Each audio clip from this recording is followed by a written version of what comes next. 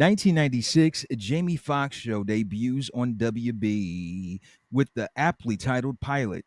Jamie, a talented performer, dreams of success while working at an aging Los Angeles hotel. Add this theme song to the list of just banging ass themes. It's sang by an actual Grammy Award winner. I mean, we know Jamie Foxx got the pipes, Steve. Multi-talented. Guess who the co-creator of this show is? Almondy. You so almondy. No way. Yeah, dude. Bentley Kyle Evans. Almond Joy. You so almondy. I'm gonna have some coconuts with you. Have a little almond joy. But I yeah, just dude. saw a video about that guy explaining that. How he just like that was just something they used to do to fuck with Martin, try to make him break, and he just did it. Watching this now, great show. Fancy, one of the sexiest women on television for a point. Ever, in my opinion, man. Unfortunately, this ended in the 2000s, man. I think when we were seniors in high school, kind of wish it ended in the 90s so we can cover more of it, but it is what it is. We start off with Jamie. He's coming into the hotel, and the first person he sees is his Aunt Helen, Helen King. And she's just excited to see her favorite nephew Jamie, he's Hollywood now, Steve. with Hollywood friends.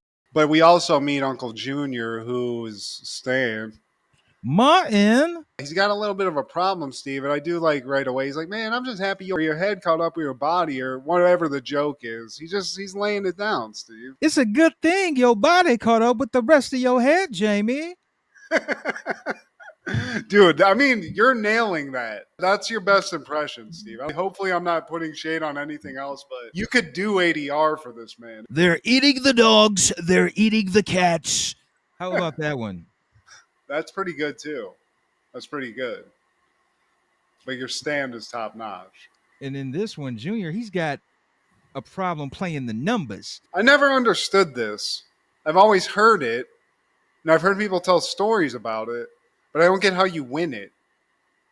Yeah, that's. Or who's responsible for saying who wins, you know? I would say it's a thing of the past, but I'm sure you got some people, some old school cats who are still playing the numbers. The numbers guy. Call the numbers guy. But Jamie's here because not only does he got family here, they own the hotel, but he's going to stay. He's under the impression, actually, he's going to get to stay for free. Free? You know that Junior is really not too far removed from Stan. They're literally the same thing, but just different roles. Yep. Same character, but Stan got a wife, basically, and they bought a hotel. Pretty much. But Junior's like, you got to work if you stay here, okay? So Jamie's trying to, like, kind of get out of it, but then he sees Fancy over at the front desk. And I'll do anything to work there, Steve. When he approaches her, he's trying to lay on some macking, but she corrects him. He's like, it's actually Francesca. He lays about 8 lines on her, too, but she's not feeling it. She workplace romances, Steve. She's not a fan. Hey, man, don't dip your pen in the company ink. Smart. Wise words, Fancy, but I wouldn't be able to help it. I would be like Jim Carrey in The Mask, just tongue out, eyes bulging out of my head all day. I'd probably be fired immediately. But somebody who's not fired immediately is Dennis. Yes. The white boy. Why do I know this guy, Steve? I know this dude. And I can't place it. I don't know the movies from. But he was a guy. He was in some stuff. He's the goofy white boy. He's the bellhop. Not very good at his job. But he's stoked to meet Jamie. He's heard everything. So he daps him up. But he's not very good at his job because he brings the wrong bags. And then when he tries to leave, he can't even open the doors, Steve. So I don't know. I think it's his first day. I think Auntie Helen says it's his first day. Yeah. But, you know, Dennis, he's that guy, and Steve's looking him up. Rookie of the year, possibly? I guess that could be it, because I watched Rookie of the Year. I'm thinking it's not that. I'm seeing him in a uniform of some kind, but not a baseball. But we don't need to cover it. Dennis, goofy white boy, to be continued. He's like, back to you, Fancy. And as he's talking to Fancy, we see Braxton for the first time. Jamie's just like, hold up, Chico the Barge. The lady was talking to me. Looking for spare change? Yeah. Go down the street, urchin. I love Braxton's energy. Very him and Carlton probably hang out, Steve. Dude, I was just going to say, and it's the same trajectory as Carlton because when those series started, they're a little stern. Like, who is this rapscallion? And then over time, they lighten up and they become more comedic. And ha Yeah, ha, ha ha. And you see the Carlton dance over the seasons. we see a dance in this episode too, but the shit's uglier than anything I've ever done. But Auntie Helen's like, before anything really gets going, she comes out and she's like, "Oh, I'm so glad you guys met. Like, Jamie, you and Braxton are going to be working together. I think you two are going to bring this new energy to this hotel, and it's going to bring us to a new place. Like, we're dependent on you guys." And he's laying out his credentials. I went to Cornell and graduated in hotel management, and I was cum laude at USC. It's like, yeah, you can cum laude all you want. Man, I already came loud today. We cut to later, and Jamie's still getting shown around, and Auntie Helen takes him over into like a side room that's like this bar showroom area. And it's looking kind of dungy right now and dingy and like cobwebby. But apparently, like, this was the spot back in the day. I mean, Lot of stars. Duke Ellington, Ella Fitzgerald, even Nat King Cole. And she says, "You don't know anything about Nat King Cole." And then he goes into a rendition of Unforgettable, him and Aunt Helen. And dude, they killed it. Yeah. I mean, they nailed it. Dude, Jamie Foxx is like indescribably talented. It's crazy how talented this guy is. Like, I do like that Auntie Helen, who's a larger lady. She's thick, if you want to say that. She's like sits down on his knee. He's on like a bended knee, like he's proposing. She sits on it, and they finish the song. And then he tries to get up, and his shit fell asleep. Steve, like sitting on the toilet too long. And I gotta call attention to the Jason kids he's rocking. I had those in seventh grade, and man, I miss those Jason kids. One of my favorite hoop shoes of all time. I dug those, but my personal favorite from that time period were the Grant Hill Filas That's with another that pop. with that little pop and little patent leather joint. But you know, Helen, she even reveals she's down with the new school, Steve. Yeah, She knew Biggie back in the day. Not back baby, in the baby. day. Yeah. She was dancing with Ice Cube when Tupac got arrested. Yeah, Jamie's surprised. He's like, damn, I didn't think you knew about all these cats. All right, Aunt Helen. Then she freestyles. She throws down a banger like Omar Gooding. She got bars. Yeah. They come back to Jamie and Fancy, and he's like, "Look, girl, I just want to take you out to a nice fancy restaurant, and you can even supersize it." She's still not feeling it, Steve. Workplace romance, even a McDonald's supersized meal, it's not enough for this lady. I mean, come on, lady. Yeah. It's expensive out here. One thing that's hilarious about this scene is Jamie's talking to Aunt Helen, talking about getting paid, and he's like, "Yeah, I mean, like this uniform ain't hitting right." And she's like, "What? You look fine." But then he walks like out from the counter, and he's got Michael Jackson Beat It pants. They're so small, Steve. He Some says, high "Man." waters. Yeah. He But even does a couple of Michael moves. I like that. He pulls it off. again, showing his talent, man. The man can sing, he can act, he can dance, like does stand up comedy. What can he do? Oh! Yeah, dude. I mean, that one album's a banger. Also, that one stand-up comedy from back in the day is a banger too. The Club Punch one. I might need security. And then Braxton busts the mood up, wet blanket style, and he brings out like this letter and shows it to Aunt Helen. Turns out they're in deep, Steve. This hotel, Uncle Junior's been up to shenanigans, and he got some kind of a loan for $10,000 using like the hotel as collateral, Yeah. and he fucked us, Steve. Need 10 of them Fucked things. As they're deliberating over that, Uncle Junior, he runs in. He's actually singing the I Need Money song. us. Jamie runs interference. He's like, "Yo, you need to get out of here because I think Auntie Helen's about to go all Lorena Bobbitt on you," and she's trying to, Steve. Well, he borrowed from a company named Show Enough Savings and Loan. Like, what would you expect? Bullets with your teeth. What if it's that show enough, Steve? You're definitely not going to get that. But he tells Aunt Helen, like, I needed to redecorate. Why aren't there any decorations? He's like, well, I gave my money to Nappy Red, who ended up redecorating my face. So they're down 10,000, Steve, and they got to pay it pronto or they lose the hotel, right? It's all show nuffs.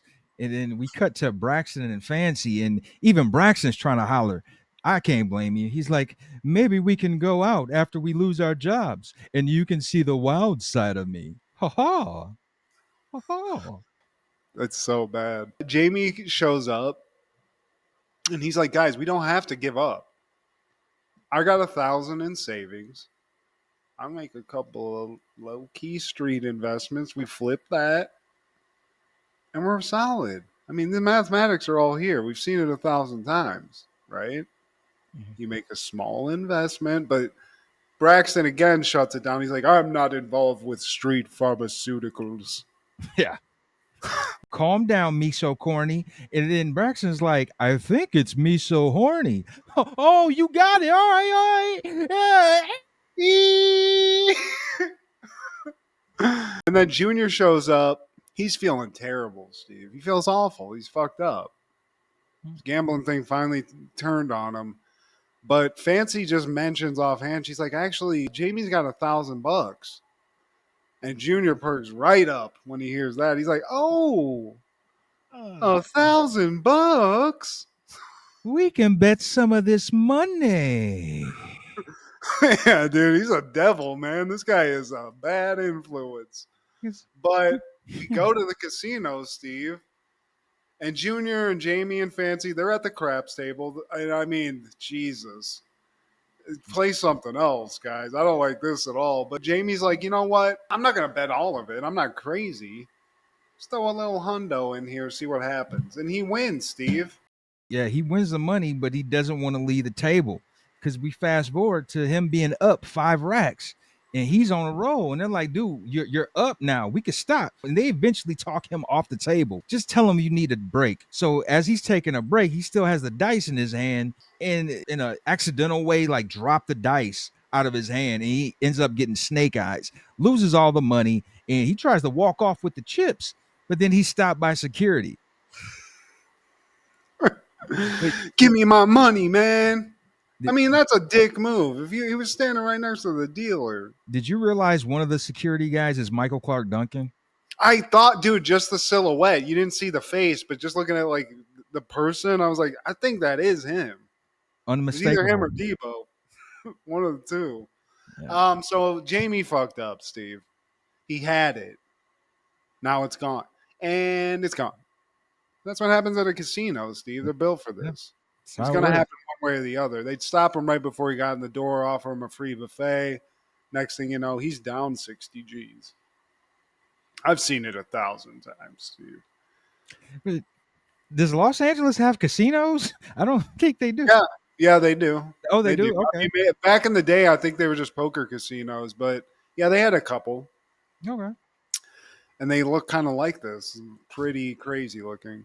Cut back to the hotel. Jamie's full of ideas, Steve. If they go down, it's not for lack of trying on this guy's part. And he's like, yo, Helen mentioned like all these names that performed at this hotel back in the day. And Helen's like, yeah, but they're all dead, which is dark. But he's like, yeah, but what if we called some alive artists and brought some like new talent in here and got the word out? That actually is perfect, Steve, because from what Helen knows, Jamie knows all the stars. She's like, oh yeah, you can call all your friends. And since Jamie's in front of Fancy, I don't think he would level with Helen anyway because he doesn't want to do that. But Fancy's here and there's a little extra pressure. So he's like, oh yeah. And she's like, Fancy's like, who the fuck do you know? Oh, I know them all. Well, do you know R. Kelly? I love some R. Kelly. Oh, you know what? I think I can get Robert, because that's what I call him. Oh, who, me and Aura? Yeah. Yeah. Yeah, I got it. I'll Yeah. also call Genuine Babyface Janet, D'Angelo, Annie, and Arsenio. I'm calling them all. But R. Kelly, that's like me calling my friend. That's like my best buddy. Yeah. Kells. Number one on the speed dial. So Jamie's in big now, Steve. He's got to deliver. So we cut to the night of the show, and the room's actually packed. But they have been saying R. Kelly's going to show up. He's on the bill. This might be And a janky promoter situation going on here. Fancy's excited, and I have to call attention that just a year prior, she was actually in the R. Kelly video, Down Low, where she plays Mr. Big, aka Ronald Isley's wife, and R. Kelly's the one creeping with her on the down low, down low.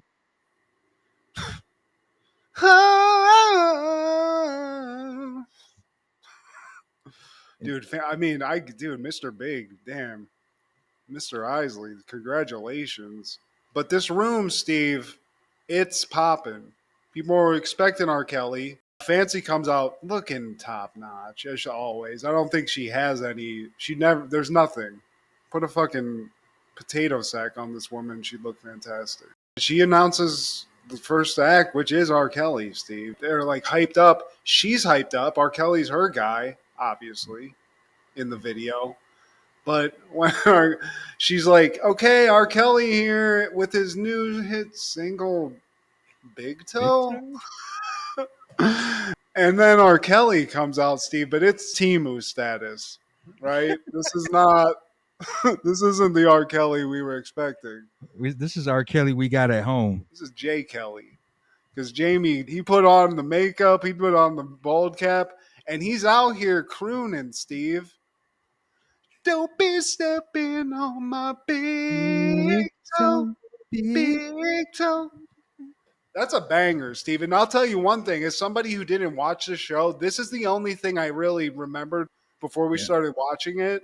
And yeah. it's crazy that it was on the first freaking episode. It's so great, man. And as he finishes up his big toe, we see a familiar face in Miss Jerry. And she was like, man, get your ass off the stage. This ain't no R. Kelly. I love that lady, dude. Miss Jerry is the best. And then everybody starts chiming in. There's like, you said R. Kelly, I want my money back. So it's gonna start getting ugly here, Steve. They might Yeah. have a bloodbath on their hands, but he will not lose. He won't give up. So what he does, being the cool motherfucker he is, he sits down at the piano and he's like, "Look, guys, I know I lied. Shame on me. And I know you guys are mad that you're not going to get to see R. Kelly, but how about this? If you walk out of here and you're not entertained by what I'm about to do, I'll pay all your money back. Everybody gets their money back. How about that?" And I mean, damn. Talk about writing a fucking check, Steve. The pressure is on. But man, he sits down at the piano and Jamie King, like Jamie Foxx, does his MFing thing. He even does one of my favorite songs from the 70s. Diamond in the back, sun rooftop, digging the scene with the gangster lean. Woo woo. Back in the day when dating was simple, Yeah. you send a letter, check yes. Dude, I just would kill to be able to sit down on a piano and just do that. I think that's like a cool talent. I mean, this guy's an actual musician, but it's just awesome. He looks awesome and he kills it, Steve. And even Miss Jerry comes up, starts licking on his neck and shit. Yeah. Her bloomers got moist real quick. Okay, she doesn't listen to slow jams. She fucking gush, Steve.